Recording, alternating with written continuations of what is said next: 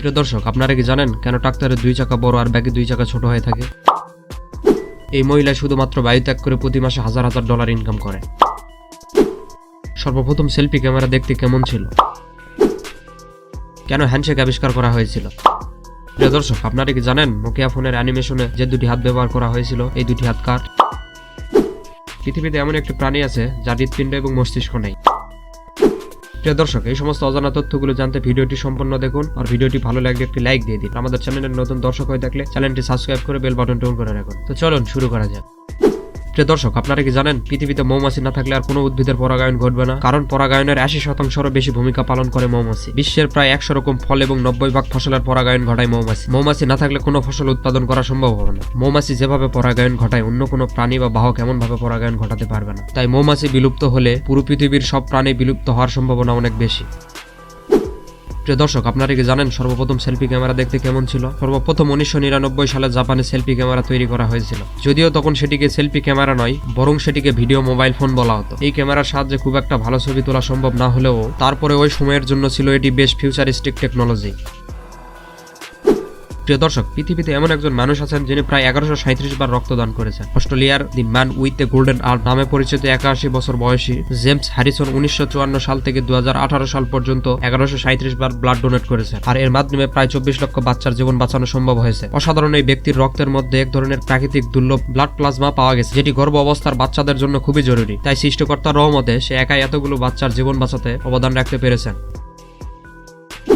প্রিয় দর্শক, আপনারা জানেন কেন ট্রাক্টরের 2 চাকা বড় আর বাকি 2 চাকা ছোট হয়ে থাকে? এর পিছনে রয়েছে 3টি কারণ। প্রথমত, ট্রাক্টর সাধারণত ভারী কাজের জন্য ব্যবহার করা হয়, আর এই জন্য তার পিছনের চাকা বড় হয়ে থাকে যেন এটি কম সময়ের মধ্যে বড় জায়গা কভার করতে পারে। দ্বিতীয়ত, যদি ট্রাক্টরের সামনে এবং পিছনের চাকা একই সমান হয়ে থাকে তাহলে ট্রাক্টরের টান নিতে সমস্যা হতে পারে। তৃতীয় কারণ হচ্ছে ভারী মালামাল বহন করার ক্ষেত্রে সামনে এবং পিছনের চাকা যদি একই সমান হয়ে থাকে তাহলে পিছনে ওজন বেশি হওয়ার কারণে ট্রাক্টর উল্টে যেতে পারে। চাকা আলাদা আলাদা সাইজের হয়, খুব সহজে সেটি ব্যালেন্স হয়ে যায়। প্রিয় দর্শক, পৃথিবীতে সকল প্রাণী কুমিরকে ভয় পেয়ে থাকে, কিন্তু পাখি ব্যতীত। শুনলে অবাক হবেন, এই পাখি কুমিরের দাঁতে আটকে থাকা খাবার খেয়ে থাকে। এই পাখি এবং কুমিরের মধ্যে একটি সুন্দর সম্পর্ক সৃষ্টি হয়েছে। এতে করে কুমিরের দাঁতও পরিষ্কার হয়ে যায় এবং পাখিও তার খাবার পায়। এতে দুজনেই লাভবান হয়, আর এই জন্য কুমির ওই পাখিদের উপর আক্রমণ করে না।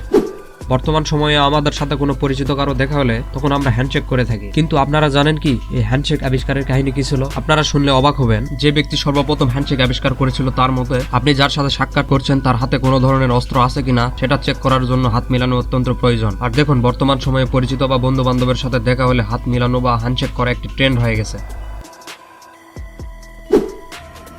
প্রিয় দর্শক, পৃথিবীতে এমন একটি প্রাণী আছে যার কোনো হৃৎপিণ্ড এবং মস্তিষ্ক নেই। তাহলে আপনি হয়তো ভাবছেন এই প্রাণী দেখতে কেমন হতে পারে। প্রিয় দর্শক, এটি হচ্ছে জেলিফিশ। সামুদ্রিক এই মাছটি দেখতে কেমন তা আপনারা ভিডিওতেই দেখতে পাচ্ছেন। প্রিয় দর্শক, আপনারা হয়তো অনেকেই নোকিয়া ফোন নিশ্চয়ই ব্যবহার করেছেন, তাহলে আপনি নিশ্চয়ই এই অ্যানিমেশনটির সাথে পরিচিত রয়েছেন। নোকিয়া ফোন যখন চালু করা হয় তখন হ্যান্ডশেকের একটি অ্যানিমেশন চলে আসে, কিন্তু আপনারা জানেন কি এখানে যে 2টি হাত ব্যবহার করা হয়েছিল এই 2টি হাত কার ছিল? এই ফিমেল হাতটি হচ্ছে মার্থা স্টুয়ার্টের, আর এই ছোট হাতটি হচ্ছে জ্যাকরি জ্যাকসন নামের এই ছেলেটির।